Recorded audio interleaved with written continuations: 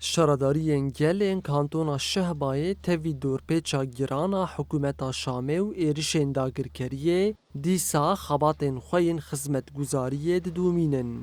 Şaradariyên gel li gorî derfet û karînên xwe yên sînordar û bi hemahengiya li gel komînan hewl didin daxwazên gel cîbcî bikin.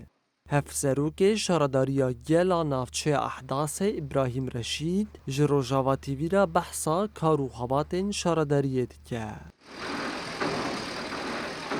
جیوجی خدمات ما وقت دبي بالتنسيق بهيئة الإدارة المحلية رو ما يواش جيوجي خدمي ده ما بنية تحتية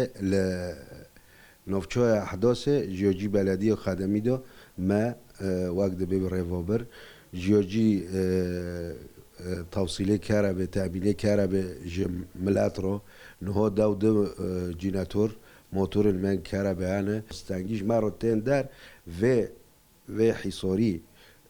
نظام سوری لسر ما چکری و حفکی داره ما کنده که موضوع برناده اف جمعه ده به پسکریک اف پسکریک مزنه خیره لانه تخواست نخواست بلدیه شورداری بخوا گل سر سجوجی تامینه اوه دو به امکه اوه درخینش بیرو سر موضوعه جیوجی کارا به امکه وقت سر موضوعی اولیه مر پاکجیه که پاکجیه بکن دیرکتور اولیاته مدن سر موضوعی.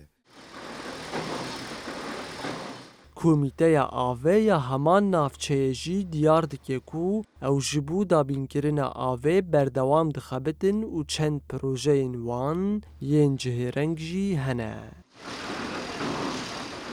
Bîrê me jî di hezê do çîçikê me ostenge kişandin jelkê hezê çê biye ovê me kêm biye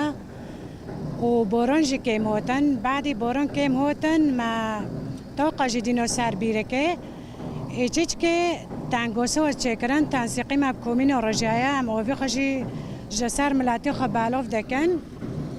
ê wekî din jî noko em dîsa muhawele dikin em bîrekê ji miletê xwe re çêkin em dixwazin miletê me li wê ostengê derkeve û yanî em dixwazin bi ey terîqa em miletê xwe re çareseriyê dînin.